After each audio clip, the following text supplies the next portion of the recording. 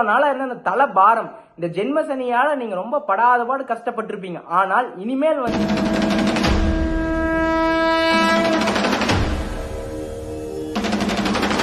குடும்பத்துல கவனம் தேவை. தேவையில்லாத பேச்சு கொடுக்க கூடாது, தேவையில்லாம கடன் வாங்க கூடாது.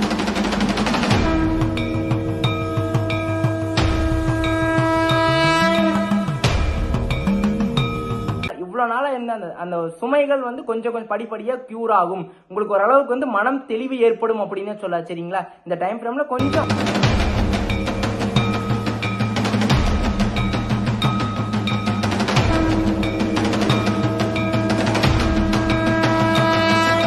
கும்பராசிக்கு சனி பயிற்சி பலன்கள். 2025ஆம் ஆண்டுல சனி பகவான் வந்து கும்பராசிக்கு 2ஆம் வீட்டுக்கு பயிற்சியாகிறார் அப்படின்னு சொல்லலாம். சரிங்களா? இவர் வந்து மார்ச் 29, 2025ஆம் ஆண்டுல இருந்து ஜூன் 2027 வரைக்கும் சனி பகவான் வந்து கும்பராசிக்கு 2ஆம் வீட்டுல தான் இருப்பார் அப்படின்னு அர்த்தம். சரிங்களா? உங்களுக்கு இந்த 7.5 சனியில முக்கியமா ஜென்ம சனி வந்து விலகுது அப்படின்னு சொல்லலாம். சரிங்களா? இந்த ஒரு உங்களோட போராட்டம் இந்த 7.5 சனியில ஒரு 5 வருஷம் நீங்க கடந்துட்டீங்க. இன்னொரு 2.25 வருஷம், இன்னொரு 2.5 வருஷம் தான் தோராயமா பாத்துட்டோம்னா அந்த ஒரு 2.5 வருஷம் மட்டும் உங்களுக்கு எப்படி இருக்குங்கிறத பாக்கலாம். சரிங்களா? இந்த ஜென்ம சனியிலேயே வந்து ரொம்ப கஷ்டம், மன அழுத்தம், உங்களுக்கு நிறைய விரயம், உங்களோட மனசு வந்து எப்படிதான் இருக்குதுன்னு உங்களாலேயே வந்து சொல்ல முடியாது வெளியில. அந்த அளவுக்கு வந்து ரொம்ப சோகம், வருத்தம், உங்களுக்கு வந்து எல்லாமே எதை எடுத்தாலும் எல்லாமே வந்து பின்னடைவாகிறது. எதுவுமே வந்து கரெக்டா உங்களுக்கு போய் முடியாத மாதிரியான சூழ்நிலை. நீங்க ஒன்று நினைச்சிருப்பீங்க, நடக்கிறது அதுக்கு ஆப்போசிட்டா இருக்கும். ஸோ நிறைய வந்து உங்களோட வாழ்க்கையில ஸ்ட்ரகிள்ஸ், போராட்டம் போராட்டம் போராட்டம், இதே மாதிரிதான் வாழ்க்கை போயிட்டே இருக்குது அப்படின்னே சொல்லலாம். சரிங்களா? ஆக்சுவலா பாத்துக்கிட்டோம்னா 7.5 சனினா 3 பகுதியை பிரிச்சுக்கலாம். உங்களுக்கு விரய சனியா வரப்போ உங்களோட ராசிக்கு 12ஆம் இடத்துல இருக்கிறத விரய சனி. அதே மாதிரி வந்து உங்களோட ராசிலேயே ஜென்ம ராசிலேயே இருக்கிறது வந்து ஜென்ம சனி அப்படின்னு சொல்லுவோம். அதே மாதிரி வந்து உங்களோட ராசிக்கு 2ஆம் இடத்துல இருக்கிறது வந்து பாத சனி அப்படின்னு சொல்லுவோம். சரிங்களா? இப்போ இந்த இந்த இந்த சனியிலே எது ரொம்ப கஷ்டமான ஒரு சூழ்நிலை எப்ப ஏற்படும் அப்படின்னா வந்து இந்த ஜென்ம சனியில. ஏன்னா உங்களோட தலைமையிலேயே ஒரு பாரம், நிறைய பாரம். இவ்வளவு நாள வந்து இந்த கடைசி 2.5 வருஷம் பாத்துக்கிட்டீங்கன்னா இந்த ஜென்ம சனியில உங்க தலைமையில மிகப்பெரிய ஒரு கல்லை தூக்கி வச்சா எப்படி இருக்கும், அந்த மாதிரிதான் நீங்க வந்து ரொம்ப வந்து கஷ்டப்பட்டே இருந்திருப்பீங்க அப்படின்னு சொல்லலாம். சரிங்களா?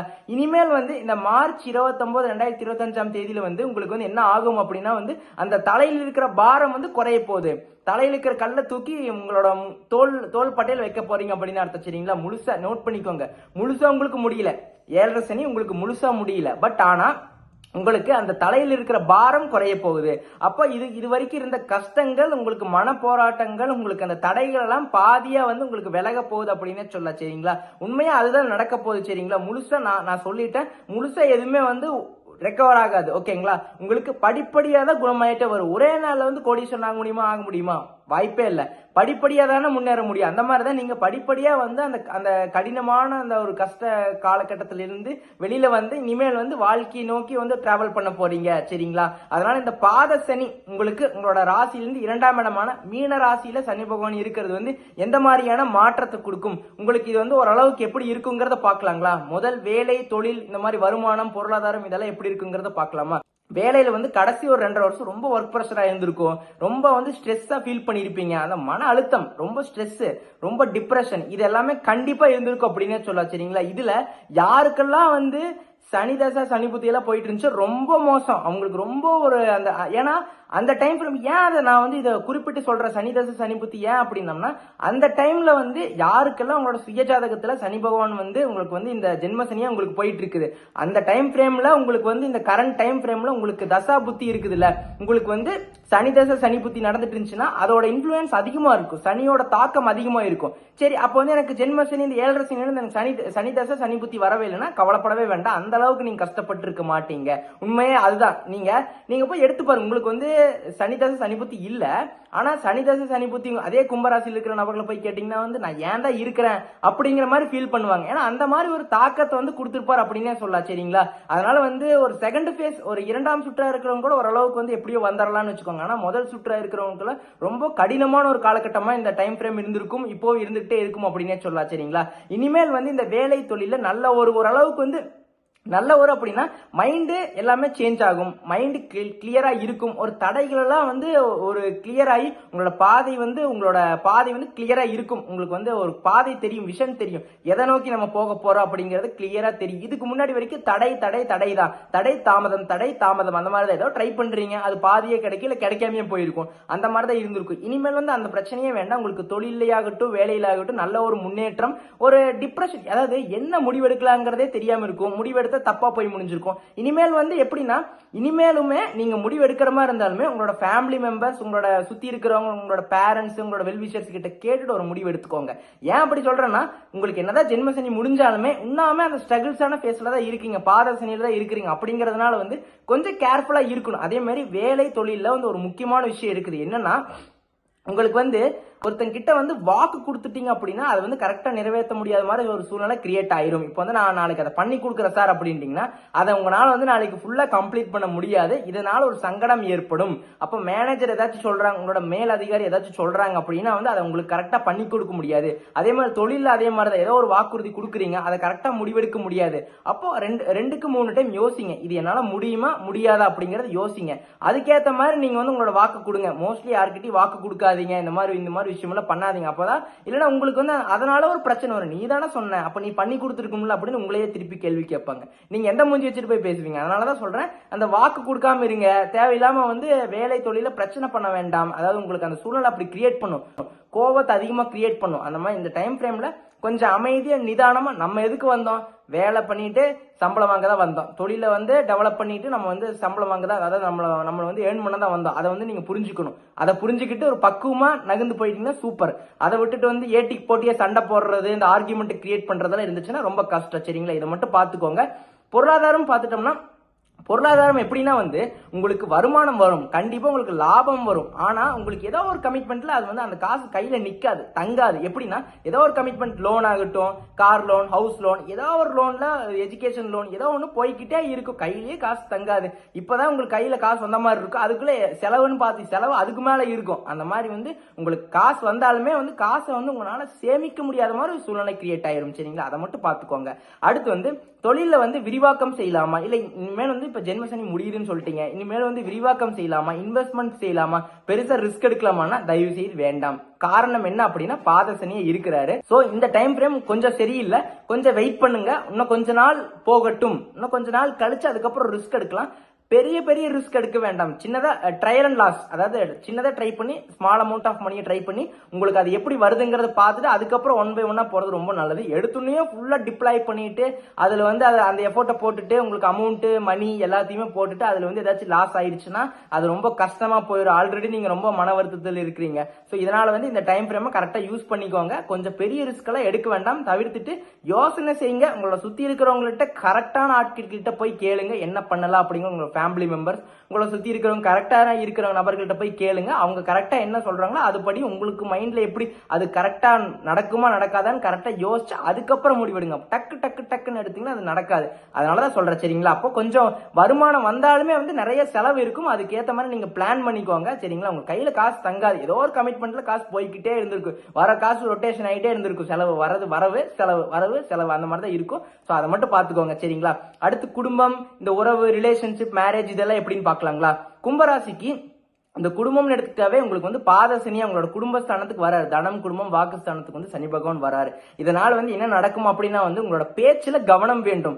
நீங்க ஏதாச்சும் ஒரு பேச போனீங்கன்னு வச்சுக்கோங்களேன், உங்களோட வீட்டுல வந்து உங்களோட ஃபேமிலியில உங்களோட ஹஸ்பண்டா இருக்கலாம், ஒய்ஃபா இருக்கலாம், உங்களோட பசங்களா இருக்கலாம், உங்களோட பொண்ணுங்களா இருக்கலாம், உங்க கூட பிறந்தவங்களா இருக்கலாம், உங்களோட அப்பா அம்மாவா இருக்கலாம், இவங்க எல்லாம் வந்து நீங்க சொல்றத வந்து அவங்க அப்போஸ் பண்ணுவாங்க, ஏத்துக்க மாட்டாங்க.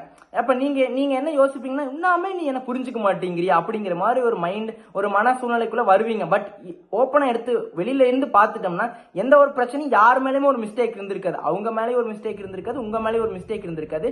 பட் அந்த காலகட்டத்தில் வந்து, அதாவது அப்கமிங் காலகட்டத்தில் வந்து உங்களுக்கு வந்து அந்த சப்போர்ட் இல்லாத மாதிரி, இன்னுமே நீ என்ன புரிஞ்சுக்க மாட்டேங்கிறியே அப்படிங்கிற மாதிரி ஒரு கஷ்டங்கள், ஒரு டிப்ரெஷன் இருக்கதா செய்யும். ஸோ தேவையில்லாம வீண் வாக்குவாதத்தை ஃபேமிலிக்குள்ள கிரியேட் பண்ண வேண்டாம். சரிங்களா, அதே மாதிரி ரிலேஷன்ஷிப்ல இருக்கிறவங்க நெக்ஸ்ட் ஸ்டெப் மேரேஜ்க்கு எடுத்துட்டு போற நபர்களுக்கு எப்படி இருக்குன்னு பார்த்துட்டோம்னா, நீங்க வந்து 1 வேர்ட்ல முடிச்சிருங்க. ஓகேவா ஓகே, நோனா நோ. அதாவது எந்த ஒரு விஷயமா இருந்தாலும் ஓகேனா ஓகே, நோனா நோ. ஏன், எதுக்கு, அது எதுக்கு, இது எதுக்கு அப்படிங்கிற மாதிரி நீங்க ஆர்கியூமெண்ட் பண்ணதான் உங்களுக்கு நிறைய ப்ராப்ளம்ஸ் கிரியேட் ஆகும். காரணம் என்னன்னா, 2ஆம் இடத்துல சனி பகவான், தனம், குடும்பம், வாக்குஸ்தானம்.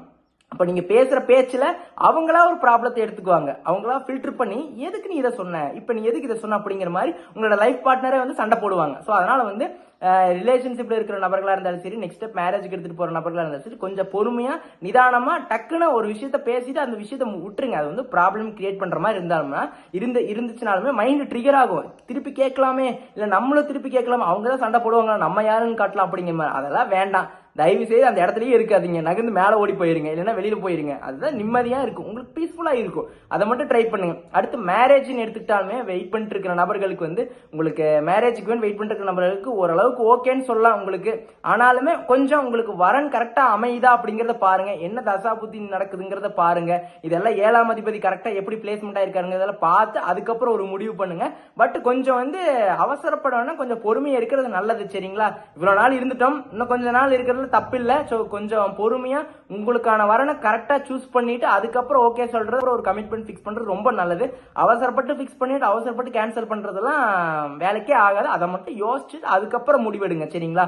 அது ரொம்ப நல்லது. அடுத்து வந்து ஸ்டூடெண்ட்ஸ், மாணவர்களுக்கு மாணவிகளுக்கு உங்களுக்கு எப்படி இருக்குன்னு பாக்கலாங்களா? உங்களுக்கு வந்து இந்த டைம் ஃப்ரேம் வந்து எப்படி இருக்கும்னா, அதாவது படிக்கலாம், நிறைய யோசனைகள் இருக்கும். இது பண்ணலாமா, அது ஒரு கன்ஃபியூஷன் ஸ்டேட்ல இருப்பீங்க. இது பண்ணலாமா, அது படிக்கலாமா, இது படிக்கலாமா, இந்த வேலைக்கு போலாமா, அந்த வேலைக்கு போலாமா, நம்மளுக்கு செட் ஆகுமா, இல்லைன்னா நம்ம படிக்கலாமா அப்படிங்கிற மாதிரி நிறைய கன்ஃபியூஷன்ஸ் இருந்துகிட்டே இருக்கும் அப்படின்னே சொல்லலாம். அதே மாதிரி எக்ஸாம்ஸ் எல்லாம் வரமா இருந்தாலுமே வந்து கொஞ்சம் கிளியரா வந்து ப்ரிப்பேர் பண்ணணும். இவ்வளவு நாள வந்து டிப்ரெஷன் எதுக்குன்னே தெரியாது, ஞாபகம் மறதி இருந்திருக்கும், கரெக்டா வந்து எக்ஸாம்ல போய் ரிசல்ட் எதிர்பார்த்திருக்க முடியாது. இனிமேல் வந்து உங்களுக்கு ஒரு நல்ல ஒரு முன்னேற்றம் ஏற்படும். பட் ஆனாலுமே அதுலயுமே சில பல தடைகள் இருக்கும் அப்படின்னே சொல்லலாம். சரிங்களா? இதனால என்ன பண்ணணும், கடினமா முயற்சி செய்யணும். உங்களோட கான்சென்ட்ரேஷன் ஃபுல்லா ஸ்டடீஸ்ல மட்டும்தான் இருக்கணும், வேற எந்த ஒரு விஷயத்திலுமே இருக்கக்கூடாது. அதை மட்டும் பார்த்துக்கோங்க. உங்களோட ஹெல்த்ல கொஞ்சம் கேர் எடுத்துக்கிறது ரொம்ப நல்லது. ஏன்னா காரணம் என்னன்னா, 2ஆம் இடத்துல சனி பகவான் இருக்கிறதுனால சாப்பிடுற சாப்பாடு முக்கியம். ஜங்க் ஃபுட் சாப்பிடுறது, வெளியில சுத்தி சாப்பிடுறது இதெல்லாம் வேண்டாம். இதெல்லாம் சாப்பிடுறதுனால எக்ஸாம் இருக்கிற டைம்ல ஹெல்த் இஷ்யூஸ், ஃபுட் பாய்சனிங் ஆயிடுச்சுன்னு வச்சுக்கோங்களேன், உங்களோட கரெக்டா வந்து எக்ஸாம் எழுத முடியாது, கரெக்டா நீங்க எதிர்பார்த்த மாதிரி ரிசல்ட் வந்து நீங்க எதிர்பார்க்க முடியாத மாதிரி ஒரு சூழ்நிலைக்குள்ள நீங்க போயிடலாம். இதனால என்ன பண்ணணும்னா, வெளியில சாப்பிட்றத தவிர்த்துக்கோங்க. சாப்பிட்டே ஆகணும் அப்படின்னா கண்ட்ரோல்டா ஹைஜீனா எங்க இருக்குதோ அங்க போய் சாப்பிட்டுக்கிறது ரொம்ப நல்லது. அதே மாதிரி ஹெல்த் கேர் பண்ணிட்டா எக்ஸாம்ஸ் எல்லாம் கொஞ்சம் ஓரளவுக்கு ஈஸியா இருக்கும். நீங்க ப்ரிப்பேர் பண்றதுக்கு கடினமா முயற்சி எடுத்துக்கிட்டே இருந்தா மட்டும்தான் உங்களுக்கு அப்கமிங் டைம் ஃப்ரேம் சூப்பரா இருக்கும். சரிங்களா? அப்போ முயற்சிகள் உங்களுக்கு இன்னும் கடினமா வேணும். அதுதான் நான் சொல்றேன், கடினமா முயற்சி எடுத்தா மட்டும்தான் அதுக்கான பலன் கிடைக்கும் அப்படின்னு சொல்றேன். சரிங்களா? அந்த 7.5 சனி முடியல, அதை மட்டும் மைண்ட்ல வச்சுக்கிட்டு உண்ணாமே அந்த எந்த ஒரு விஷயமா இருந்தாலுமே வந்து கேர்ஃபுல்லா இருக்கணும். கேர்லெஸ் எந்த ஒரு விஷயத்தையும் பண்ணக்கூடாது. ஏன்னா இந்த டைம் ஃப்ரேம்ல தான் மைண்ட் வந்து டிஸ்ட்ராக்ட் ஆகும். இது பண்ணலாமா இல்ல அது பண்ணலாமா, அதே மாதிரி நிறைய பேர் போன்லயே உட்காந்துக்கிறது, நிறைய லவ் பண்றது, அதெல்லாம் தப்பு இல்ல. பட் என்னன்னா வந்து நம்மளுக்கு இந்த வயசுல எது வேணுங்கிறது முக்கியம் இல்ல, அதை முதல் பார்க்கணும்ல. அதனால சொல்றேன், அதுக்கப்புறம் தான் நெக்ஸ்ட் அந்த கமிட்மெண்ட்லாம். ஃபர்ஸ்ட் நம்மளுக்கு ஸ்டடீஸ், நம்மளோட ஜாப், இதுதான் நம்மளுக்கு முக்கியம். அதை முதல் பாருங்க, அதுக்கப்புறம் மற்ற விஷயத்தெல்லாம் ஆட்டோமேட்டிக்கா அதுவே அமைஞ்சிரும் அப்படின்னே சொல்றேன். சரிங்களா? அடுத்து வந்து ஹெல்த்ல நிறைய பேர் வந்து இதுதான் எனக்கு படாத பாடு, எனக்கு ஹெல்த்ல எனக்கு ஒன்னா உடம்புல பிரச்சனை இருக்குன்னு, இல்லைன்னா மனசுல பிரச்சனை, எனக்கு ரெண்டுலயுமே பிரச்சனை இருக்கு, இதுக்கு என்னதான் வழி அப்படின்லாம் கேட்பீங்க. எனக்கு புரியுது, இந்த 7.5 சனி அந்த மாதிரிதான் ஒரு காலகட்டத்தில் வந்து கொண்டு வந்து விட்டுருக்குது அப்படின்னே சொல்லலாம். சரிங்களா? அப்போ நீங்க என்ன பண்ணணும் அப்படின்னா, இனிமேலாச்சும் நீங்க பாக்குறவங்க ஒரு விஷயத்த பண்ணுங்க. அதாவது ஃபிட்டா இருக்கணும். ஃபிட்னஸ்னா வந்து தம்பிள்ஸ் தூக்குறது இல்ல. உங்களுக்கு நான் என்ன சொல்றேன்னா வந்து மெடிடேஷன் பண்றது, யோகா பண்றது, உங்களால முடிஞ்சு கை காலை நீட்டி எக்ஸசைஸ் பண்றது, உங்களுக்கு வந்து வேர்வை வரணும், ஸ்வெட் ஆகணும், அந்த மாதிரி எக்ஸசைஸ் பண்ணணும். இது பண்ணுனா என்ன ஆகும், சனி பகவான் வந்து இது யாரெல்லாம் சோம்பேறித்தனமா இருக்கிறாரோ சனி பகவானுக்கு அவங்களுக்கு கண்டா பிடிக்காது. சரிங்களா? அப்போ நீங்க வந்து ரொம்ப சுறுசுறுப்பா இருக்கிறப்போ உங்களுக்கு வந்து எல்லாமே வந்து சூப்பரா இருக்கும் அப்படின்னே சொல்லலாம். அது இல்லாம மைண்டும் ரிலாக்ஸ் ஆகும். அப்போ மெடிடேஷன் பண்ணணும். உங்களோட கான்சென்ட்ரேஷன் வந்து ஃபுல்லா வந்து ஒரு விஷயத்துல மட்டும் இருக்கணும் அப்படின்னா மெடிடேஷன் ரொம்ப முக்கியம். சாப்பிட்ற சாப்பாடுல வந்து ரொம்ப ஒரு கேர் எடுத்துக்கணும். கரெக்டான டைமுக்கு சாப்பிடணும், கரெக்டான ஃபுட்டை சாப்பிடணும், கரெக்டான மெடிசன் சாப்பிடணும். எனக்கெல்லாம் ஜென்ம சனி முடிஞ்சு, இனிமேல் என்னோட ஆட்டத்தை மட்டும் பாரு, நான் இனிமேல் எங்க வேணாலும் போவேன், என்ன வேணாலும் அதெல்லாம் பண்ணுவீங்க, ஓகே தான்.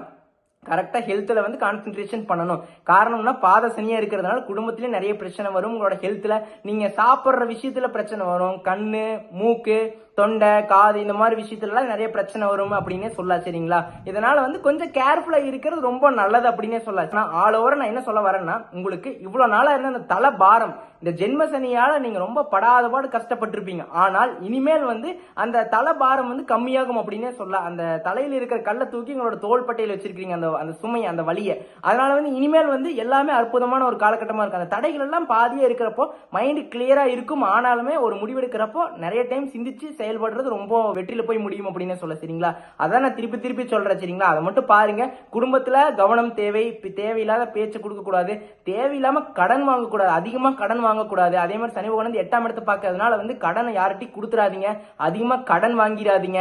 சரிங்களா, அதே மாதிரி 4ஆம் இடத்தை பார்க்கறதுனால வந்து உங்களுக்கு வந்து வீடு மனை வாகனம் இதெல்லாம் கொஞ்சம் லேட் ஆகும். அதனால வந்து கொஞ்சம் பொறுமையா இருந்து அதுக்கப்புறம் ஒரு முடிவெடுங்க. அவசரப்பட்டு வீடு கட்டணும் வண்டி வாகனம் வாங்கணும்ன்ற நல்ல எண்ணம் தான், பட் அதுக்கேற்ற மாதிரி நீங்க லோன் வாங்கிக்கணும். அதிகமா கொடுக்குறான்ட்டு அதிகமா வாங்கினீங்கன்னா வந்து வட்டியில இன்ட்ரெஸ்ட்ல அதிகமா மாட்டிக்குவீங்க. இது ஒரு விஷயம். அதே மாதிரி 11ஆம் இடத்தை பார்க்கறதுனால உங்களுக்கு லாபம் வரும், ஆனா அதே சமயத்துல உங்களுக்கு விரயமும் ஏற்படும். காரணம் 12ஆம் அதிபதி உங்களுக்கு வந்து சனி பகவானா தான் வருவார். அவர் 2ஆம் இடத்துல போறதுனால உங்களுக்கு வருமானத்துல வரது எல்லாத்தையுமே விரயமா கொண்டு வந்து கொடுத்துருவார் அப்படின்னு சொல்லலாம். சரிங்களா, அப்ப ஆளோர பார்க்க போயிட்டா இவ்வளவு நாளா இருந்த அந்த சுமைகள் வந்து கொஞ்சம் கொஞ்சம் படிப்படியா கியூர் ஆகும். உங்களுக்கு ஓரளவுக்கு வந்து மனம் தெளிவு ஏற்படும் அப்படின்னு சொல்ல. சரிங்களா, இந்த டைம் ஃப்ரேம்ல இன்னும் கொஞ்சம் கூடுதலா கவனமா இருக்கிறது ரொம்ப நல்லது. ஹெல்த் ஆகட்டும், வேலை தொழில் ஆகட்டும், குடும்பத்திலே ஆகட்டும், உங்களுக்கு ஏதாவது படிப்புலயே ஆகட்டும், இந்த யாராச்சும் கொடுக்கல் வாங்கல் விஷயத்திலே ஆகட்டும், எந்த ஒரு விஷயமா இருந்தாலுமே வந்து கொஞ்சம் கூடுதலா கவனம் இருக்கிறது ரொம்ப நல்லது அப்படின்னு சொல்ல. சரிங்களா, இதை மட்டும் பாருங்க.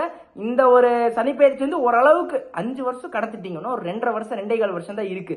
அதையும் ஓரளவுக்கு அப்படி இப்படின்னு பார்த்து கடந்துட்டீங்கன்னா உங்களோட லைஃப் நெக்ஸ்ட் 30 இயர்ஸ் சூப்பரா இருக்கும் அப்படின்னு சொல்றேன். சரிங்களா, இதை மட்டும் யூஸ் பண்ணுங்க, வாழ்க்கையில வெற்றி அடைங்க. All the best. ஒரு ஸ்மால் ரெக்வஸ்ட், நம்மளோட சேனல் வந்து சப்ஸ்கிரைப் பண்ணீங்க, ரொம்ப நன்றி. சில பேர் சப்ஸ்கிரைப் பண்ணி வச்சுக்கிறதுல சப்ஸ்கிரைப் பண்ணி வச்சு நோட்டிபிகேஷன் எனேபிள் பண்ணி வச்சுக்கோங்க. அதே மாதிரி உங்களோட ஃபேமிலி, உங்களோட ஃப்ரெண்ட்ஸ், உங்களை சுத்தி இருக்கிற நபர்கள் எல்லாத்துக்கும் நம்மளோட சேனலை ஷேர் பண்ணி விடுங்க. நம்மளோட வீடியோஸையும் ஷேர் பண்ணி விடுங்க. அவங்களும் லைக் பண்ண சொல்லுங்க, ஷேர் பண்ண சொல்லுங்க, சப்ஸ்கிரைப் பண்ண சொல்லுங்க. நன்றி, வணக்கம்.